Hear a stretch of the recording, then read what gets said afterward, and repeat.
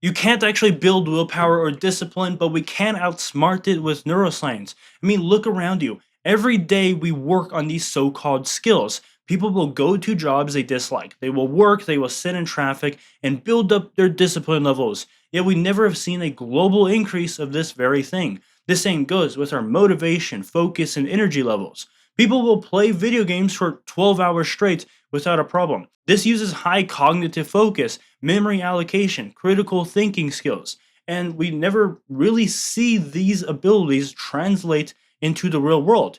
It's almost as if these skills aren't actually skills. And my goal today is to teach you how we can actually improve ourselves. I'm going to make you so disciplined that your friends are going to be jealous. They're going to think you took some sort of magical pill. And this isn't going to take a lot of effort simply because discipline has been misunderstood at a fundamental level for years now. And a lot of this information has just been regurgitated from one person to the next. My name is Drew, here to help you with your purpose, get past procrastination, and to follow your passion. So, discipline is simply the time when we are having an internal confliction between all these different options that are available to us, right? So, if I go from this activity of talking to you and move on to the next activity, I have a sea of options in front of me. I could go to the gym, go on YouTube, Instagram, go work on something else. I have all these different activities I could do. And if I consistently choose the one that I desire to do most, that I put as a high prioritization, that means I am being disciplined. And so, what does this actually look like in the world? So, we must understand that there is a scaling factor and how we're going to have to deal with this. So, let's say right here, we have the gym. This is our dream option, and we have YouTube, the one that will distract us from going to the gym. It's pretty easy to spend an hour on YouTube. It's also pretty useful if we could spend that same hour at going to the gym. And so, what we need to understand is that each one of these has something called pleasure units. So, I'm going to put P for pleasure units. I'm going to say the gym has 50 pleasure units, but YouTube has 70 pleasure units. And so often our skills will end up tipping towards YouTube simply because it weighs more in pleasure units. So, what we need to do is A, we could increase the pleasure units of the gym. B, we could decrease the pleasure units of YouTube. C, we could get rid of pleasure units altogether. Or we could also just move the scales so that way the center point of the scale leans more on one side, therefore giving the other side more leverage and more torque to pull down at. The way that we can end up doing this is by understanding how the brain works and how discipline works. So we have here is our focus. And every time we move to a new activity, we have all these different options available to us. And I'm going to say that these options are like going to the gym, YouTube, Instagram, TV, whatever it might be. We have all these different options. I'm going to say gym here. I'm going to say YouTube right here. And then we have this confliction between the activities. This is what we call willpower. So what this ends up looking like is that people think willpower, and for many years what the science said was that willpower is some sort of reserve, that you wake up with a ton of energy, and then as time goes on, every decision that you make, our willpower drops. So you pick what shirt you want, you pick what food you want, you try to go to the gym, you do all these things, and over time, our willpower will decrease. But the problem with this is that it's all wrong. That's not how willpower actually works. If we want to understand willpower, we're going to have to look at the ACC and DACC part of the brain, the dorsal mid cingulate cortex. And so, what the ACC and DACC do, they govern our motivation and they also govern our willpower. So, what we end up seeing is that the ACC and the ACC, what this does is it creates an observation, a calculation of how motivated we should be. It creates a group, a data set point of all of our desires and our pleasure units, basically our dopaminergic system along with our desires. And it compares it to the effort calculation kind of group where we have all these data points of previous responses, such as previous negative dopaminergic responses. We have our fears, we have our biases, our energy intake, or even our time expenditure, and even sometimes like our ego or identity conflicts. If somebody who is new at going to the gym tries to go to the gym, that one of the number one things that you will find is not always that the pain is too painful or it's too hard. They are scared of other people's opinions. All of this data set goes into our effort variable. Now, when things go good, our DACC will say, hey, this is okay. Our reward is more worth it than the effort we're putting into the task. So here's a little bit of motivation. Go ahead, do the thing. But what ends up happening when we don't have the motivation come to us, we need to use willpower and discipline. Now, one interesting thing about the ACC and DACC is that this does a few things. So I'm going to say it gives us motivation, or it's a part of our motivation circuitry. It also does the governing of the confliction. So back here, right, as I said, we have this little red line where we are trying to look at the conflict of options. And what's going on is that our ACC is a thing that governs the conflict. And then we also have the DACC and more parts of the ACC as a whole. This also determines our willpower. And as we will start to see that the ACC is the same thing that governs our conflict, it's the same part of the brain that governs our willpower.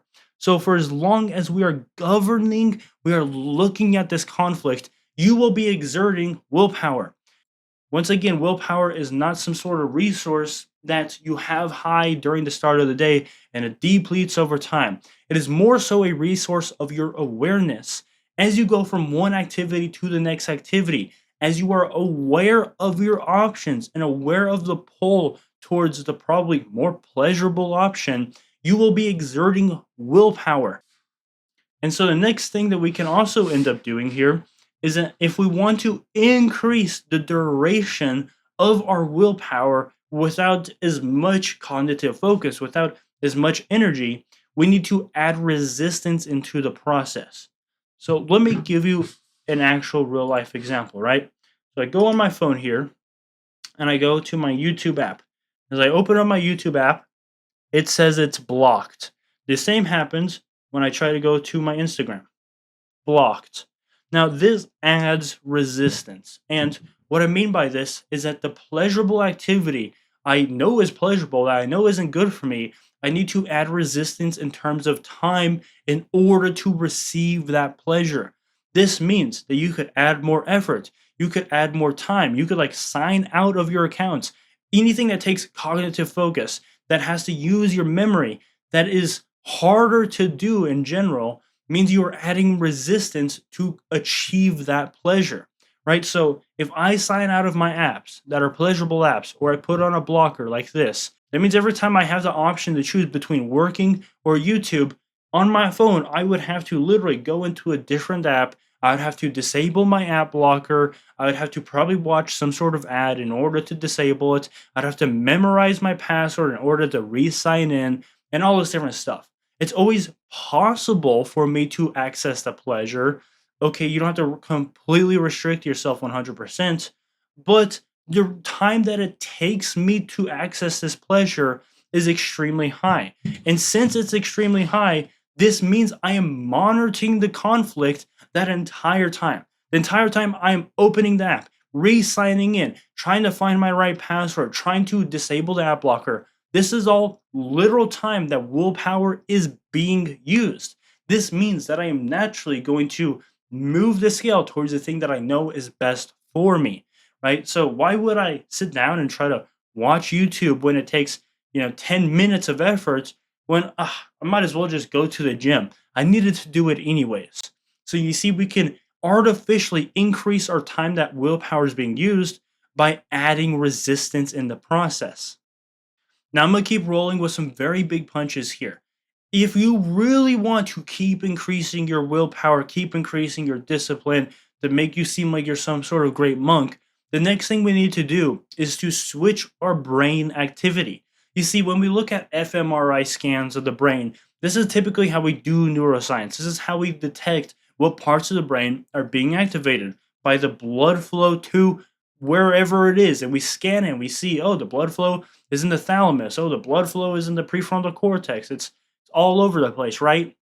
And what we started to understand in science is that we can only really activate certain parts of the brain at any given time. If I'm using my default mode network, I can't really use my executive control network. And here's what's important.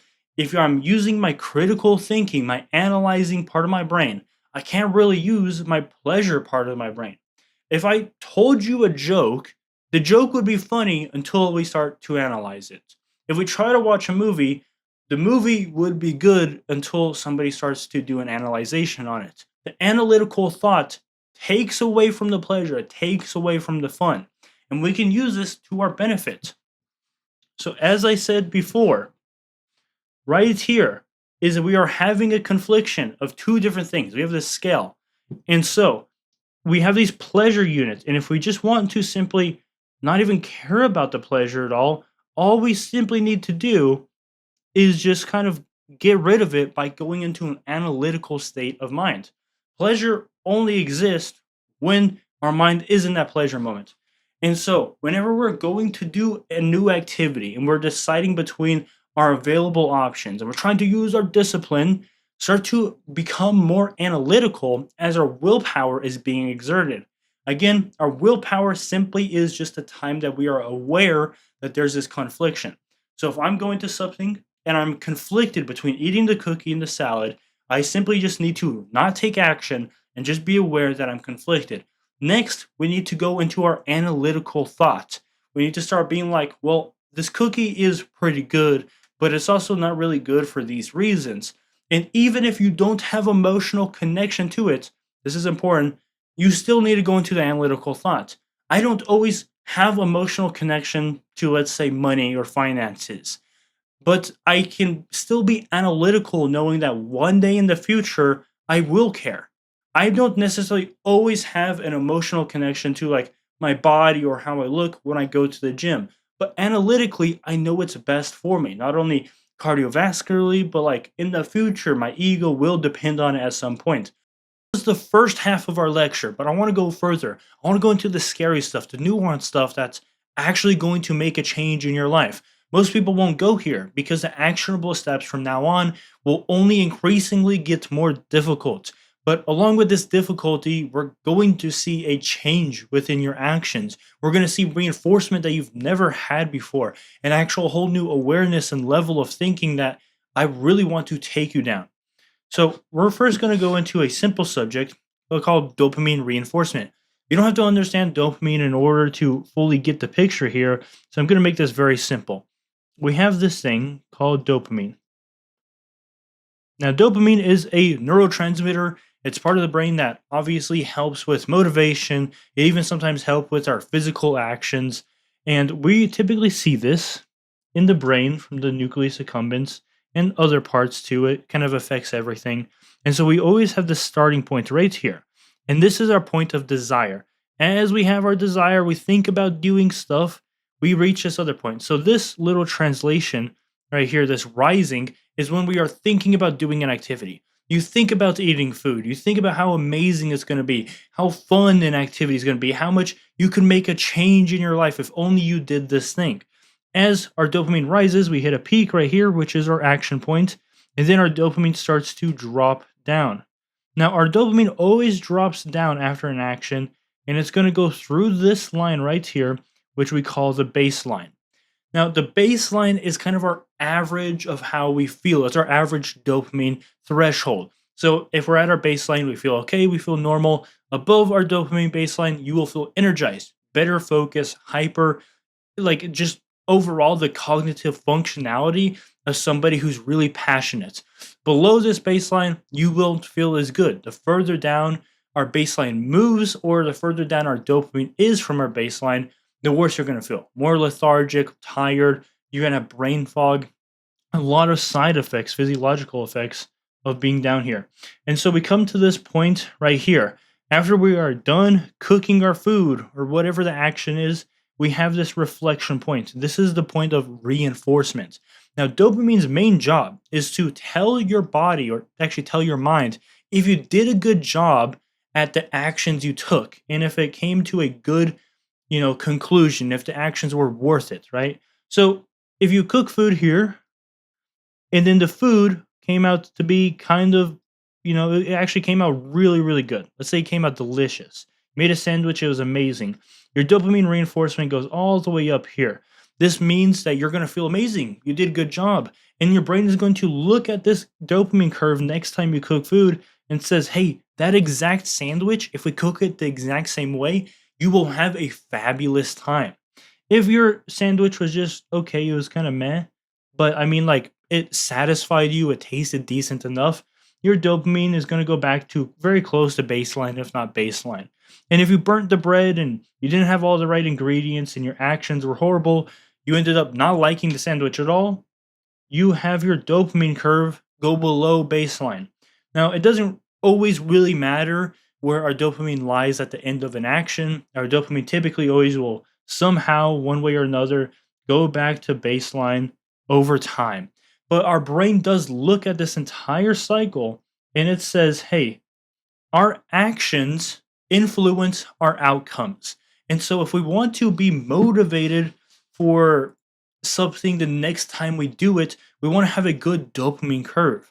Now this comes down when we earlier were talking about pleasure points, right? So if we're trying to be disciplined, it's easier to either get rid of pleasure or simply make one activity's pleasure more than the other activity. The way we do this is simply through reflection. As I said, this is where things get a little bit more actionable. Okay. So after you do an activity, you need to reflect on the difficult activity itself. What most people end up doing is they will do this activity. They'll be like, I'll go to the gym, I will work really hard for a few hours. And then immediately after, they will reward themselves with something. They'll go get ice cream, they will go on a little vacation, a trip. Doesn't really matter.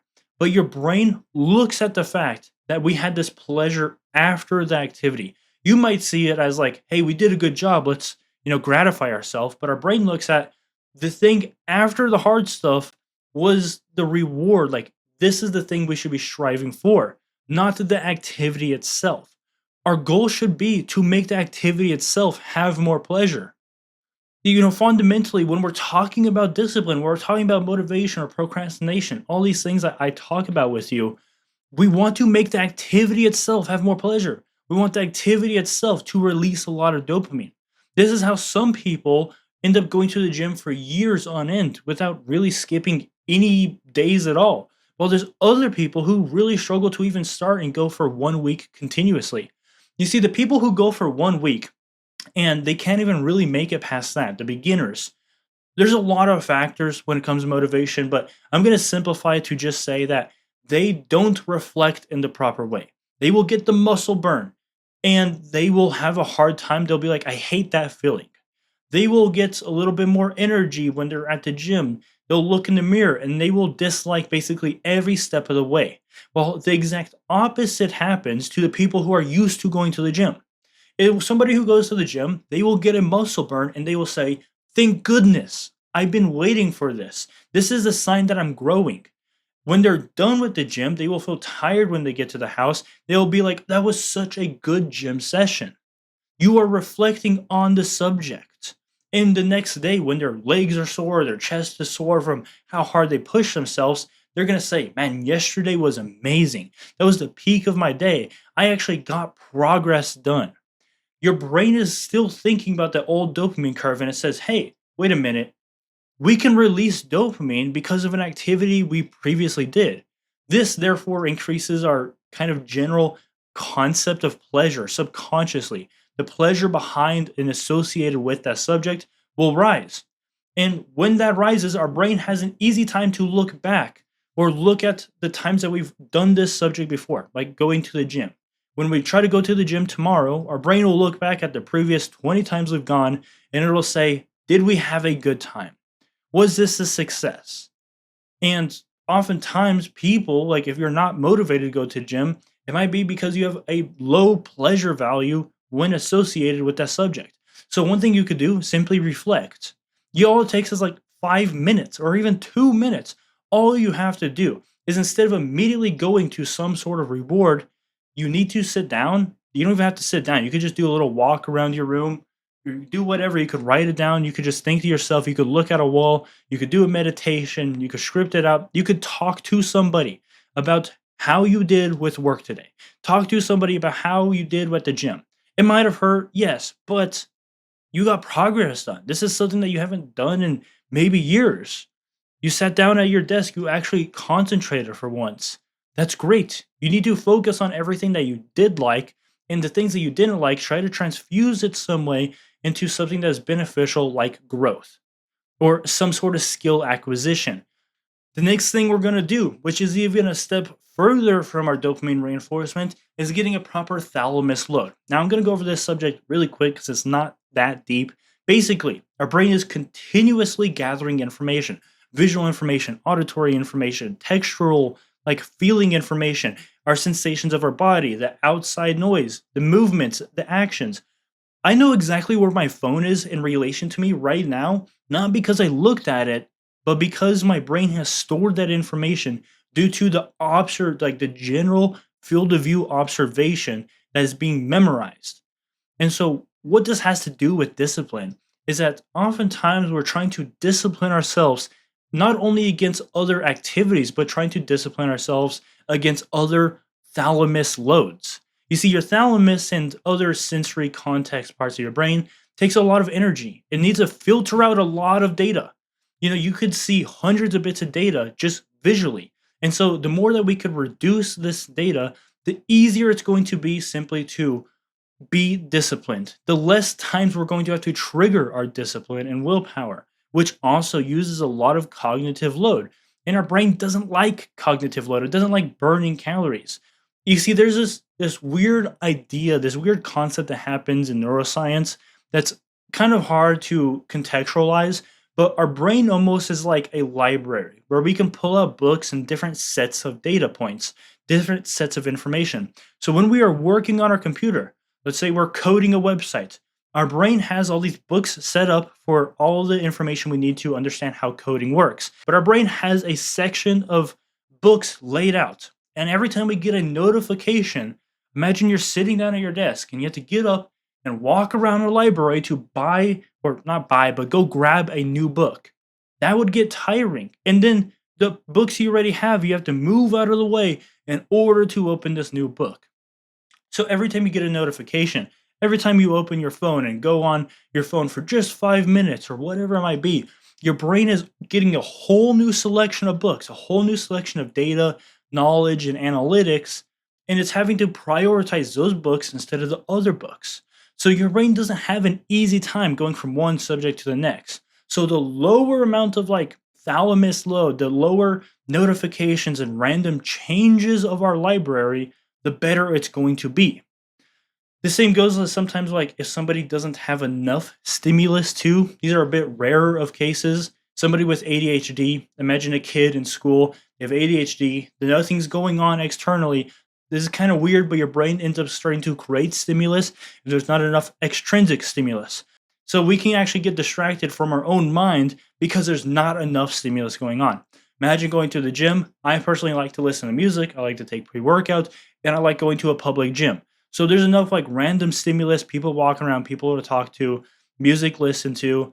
There's enough stimulus for me to not have to do anything else. Really, I can focus on my sets and I'll feel fine.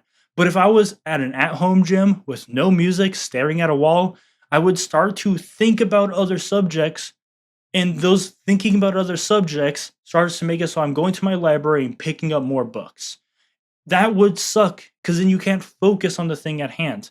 So this is a little bit more of a motivation talk instead of discipline talk, but I think you still understand. You want to minimize the amount of random books you're having to gather, the amount of random data your mind is having to kind of coalesce and correlate in order to use.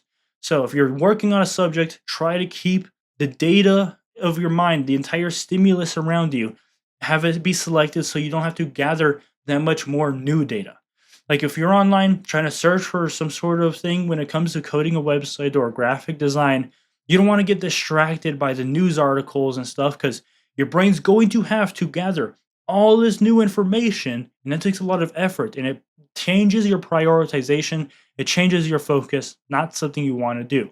One other thing when it comes to discipline, your ACC and DACC loves structure because it is the thing that is predicting how much reward you're going to get, and it is predicting how much effort you're going to have to put into the task. So the easier you can make this prediction, the better it's going to be. Whenever you go on a walk, you tell yourself, I'm going to go on a walk outside. Your brain is like, what does that really mean? Are we going on a walk to burn calories, to go through some sort of thought process, to do emotional processing, to have some sort of objective, to get to a location? It doesn't really know when you're so vague. And this makes it overwhelmed. This makes it harder to be like using your willpower. Not only this, like the lack of structure from your starting position to your ending position causes just a lot of internal issues. It makes it so the reward's more vague, the effort is more vague. And when you have two variables that are randomized, there's a chance that they both go in opposite directions at a very high velocity, canceling each other out so that way you never feel motivated. So if you want to be more disciplined, make it very obvious why you're being disciplined or what you're being disciplined for. It's very difficult. Something we'll get to in a second that's like a very hard concept is being disciplined for no reason. That is something that 99, I would say 99.8% of the population can't really do. To be disciplined for no reason. And so that if you can give your brain a reason to be disciplined, and you can structureize, say, I'm going on a walk for 5 minutes, make a structure, a time of the ending position, or for 100 calories, or I'm going on a walk to do three, blocks around, or I'm going to the gym and I'm going to do 16 sets in total, or only for 45 minutes. Whatever it is, create structure, create an endpoint, and create a meaning behind doing it. Now, if we want to go really far and be extremely disciplined, we need to go into a subject that is very scary. Scary for most people, something that you're probably not really going to hear much about except for from me.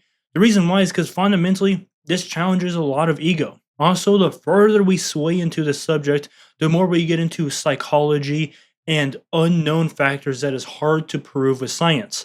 You see, a lot of things that we're going to continue into goes less from neuroscientific standards to more of like psychology and almost like a metaphysical lens. Because neuroscience is about dictating the parts of the brain that activate with certain thought patterns or certain reactions. And as we go further, this is something you're going to have to work on over a longer span of time. That's going to take more effort and is going to cause a lot of introspection and not something that you could just measure with a study. What if we could create a belief structure, a reason to do a task that goes beyond the physical effect of our life? We see this in some religions, and it doesn't have to just be a religious thing, but we see it in like Christianity, where people will continuously do things that might take a lot of discipline, like spreading the gospel, going door to door, because they want to be closer with Jesus. They pray, or even in the Himalayas and the Eastern traditions, people will meditate. They will sacrifice themselves to become enlightened. They will give up all pleasure just to have something that is theoretic. That takes a lot of discipline, but it also is our first step in suggesting how we can cultivate a mindset of infinite discipline, is having something that is beyond our own pleasure, something that is beyond our own life here. Because if you are promised heaven, as long as you work hard in the physical world, then working hard isn't that hard.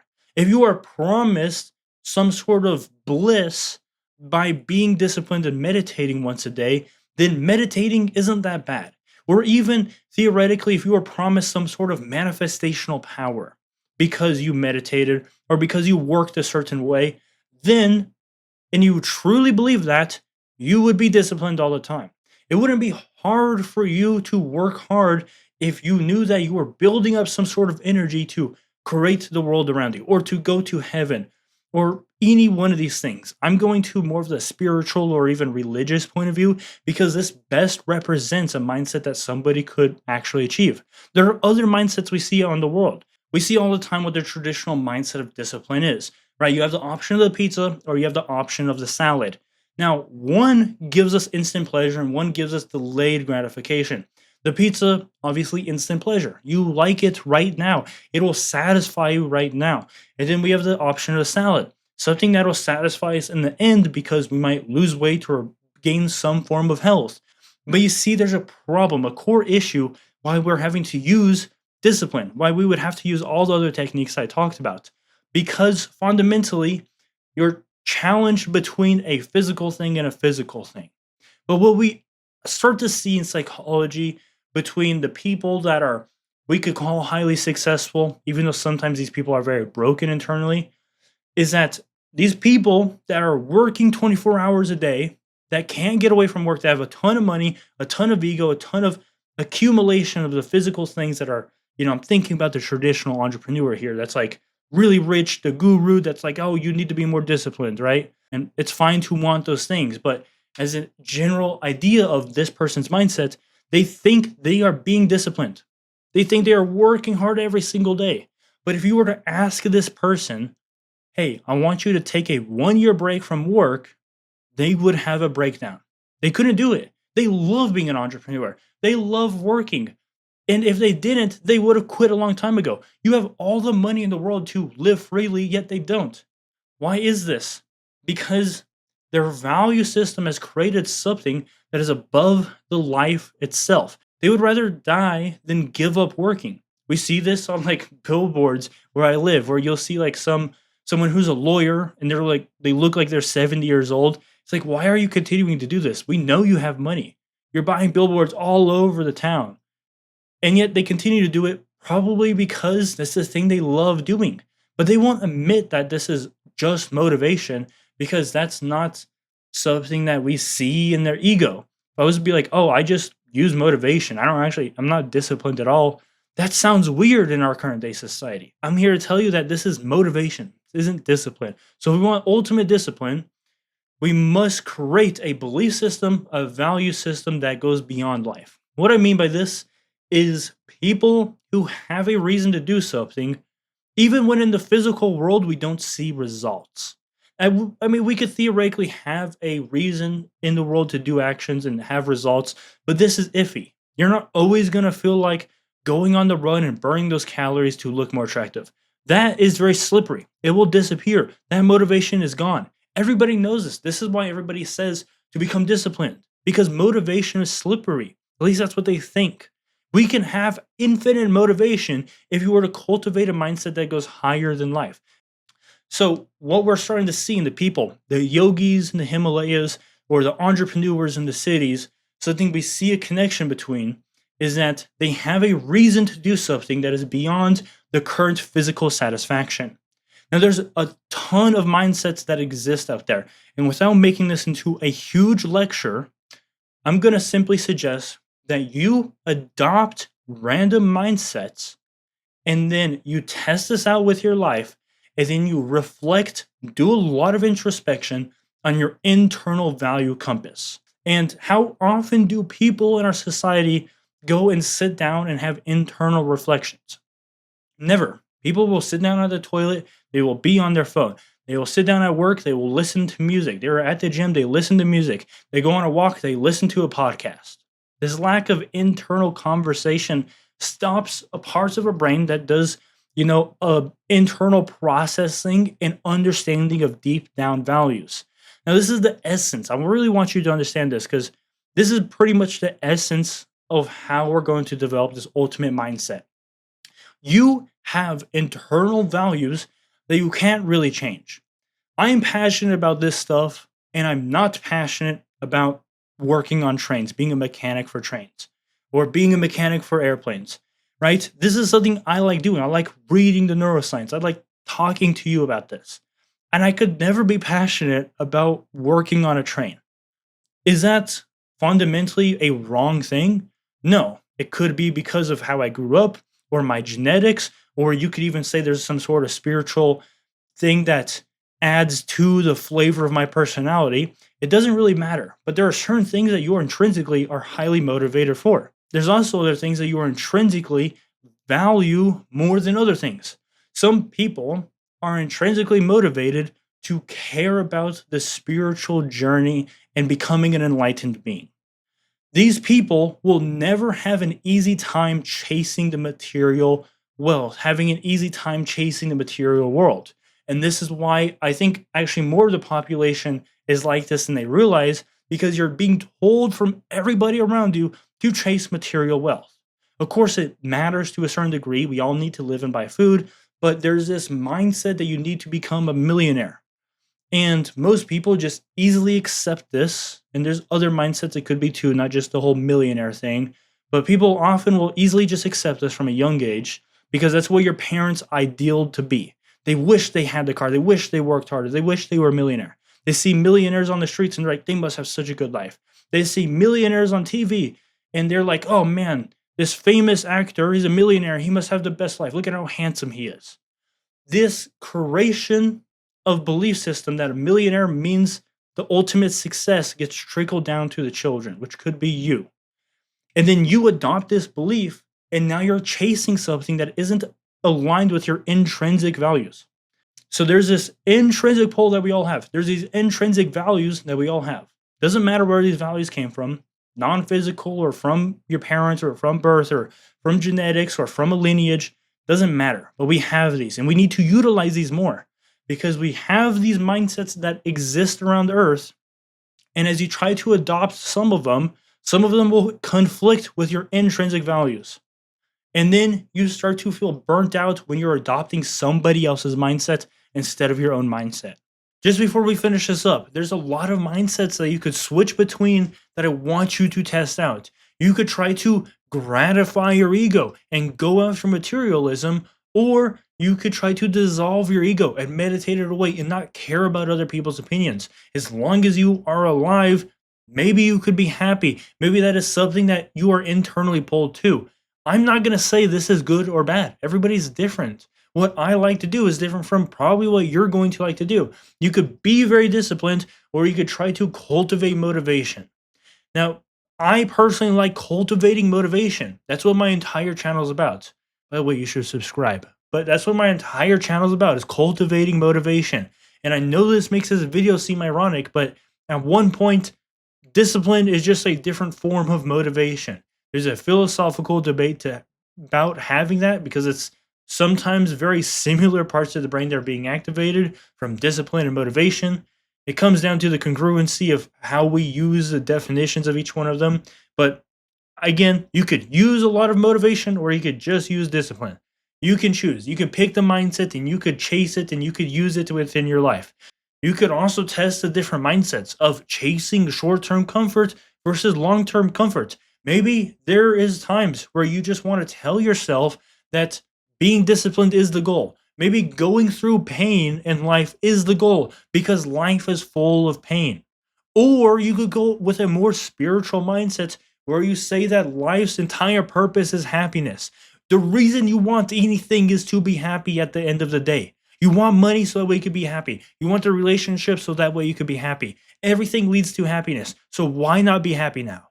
Test that mindset out. Work with that mindset. Try to be happy while you're working. On the opposite end, life has pains. Life has up and downs. So why not make pain your main objective in life? If most things you go through require discipline, require pain, why not just embrace it? These are exact opposite mindsets, yet they are both completely correct. That's the entire point of this. You need to go through and test every different mindset and see what you are intrinsically pulled to. Don't listen to the outside world. Don't listen to YouTube. Don't listen to even me sometimes. If I tell you that intrinsic motivation is better than extrinsic motivation, that might not be right all the time. It might not be right for you. But it's something that I think is scientifically more proven for more people. Maybe sometimes you got to challenge your own goals. You got to see if your goals even came from you in the first place. Is that money you want? Is that relationship you want? Is that car, that house, the external stuff? Is that even things that you want or that society told you that you want? If you are single right now and you are desiring a relationship, do you think that maybe it's possible for you to be happy while you're single? After all, a relationship will bring up equal amount of issues in your life as being single does. Maybe the only reason you want a relationship is because it challenges your ego that people look at you and say, this person's single. Maybe they're not happy. Maybe that challenges your ego. Maybe you should make it part of your life's journey right now to test the mindset of dissolving your ego. Or maybe play into it more. Use it as fuel. There's times where you don't have enough money, yet you do have enough money to live, right? You might not have a supercar, but you do have a car that works. Is this your ego talking that's pushing you forward? Is this society talking that's trying to push you forward? And then when you try to use this extrinsic thing, like buying a Lamborghini as your motivation, do you burn out? That's my question to you. Are you getting burnt out with this mindset? If you are getting burnt out when you use extrinsic motivators, then switch mindsets. Try to use only intrinsic motivators. Try to use only creativity, passion, flow state, create like everything that you use intrinsically, things that fulfill you while you do that activity. Maybe that should be the thing that you use as your mindset. Maybe you have to mix both of them. Maybe you want a Lamborghini and you want to have fun while you work. These are things that you have to test out for yourself, do for a month, introspect on how you feel about it, and see if you burn out. This is the hardest truth that I wish like everybody would kind of understand. That sometimes it just takes pure trial and error. It takes pure understanding that there is no one solution because we're all made differently. We all had a starting position that's different. And people will convince you that there is one correct way of doing things when there's not. The people that try to convince you that there's one correct way of doing things is probably trying to sell you something. And I'm giving you this information in hopes that maybe you'll subscribe. So, in a way, I'm also guilty of this. I'm giving you help. I'm giving you my mindset. I'm giving you data that I think can actually help you in return for some sort of reward. Now, there's other people who have a lot kind of a different reason why they do this. They're trying to give you a specific mindset, a scarcity mindset, so that way they could sell you a course of something that'll fix that very scarcity mindset that they gave you. I see this within self improvement all the time. They will say that, oh, if you don't improve yourself, you won't ever find love. You will always be poor. You will always be this way. This makes an identity around yourself, and then they will try to sell you a course to fix that identity that they created through emotional and scientific manipulation, right? They give you enough emotions, they spike the emotions very high, saying that you are nothing. They'll give you data saying statistically only this type of person finds love. They convince you of that thing, then they will try to sell you a course of how to fix that very thing that they convinced you of. You need to start adapting these different mindsets, testing them out for yourself, and reflect on it every single day. Every single day that you use that mindset. Start the website, work on the try to push yourself to work for 7 hours. Maybe if you're not like at your actual job and you want to start a new business to make money so you can leave your normal job, work on a website for 7 hours on your Saturday or whatever day you're off, right? And then when you're done with that day, script about how that mindset felt. Did it push you further? Did you get more results? Did you get more like physical results from adapting this mindset compared to a different mindset? I personally go from mindset to mindset about like for a month at a time, and I figure it out as I go. This is something that nobody told me to do. It's something I figured out naturally and from reading a lot of papers. But this is what I would suggest for you. Of course, I could make a whole lecture about this. Tell me if you want it. Anyways, I hope this was good. I will see you in our next conversation. Bye.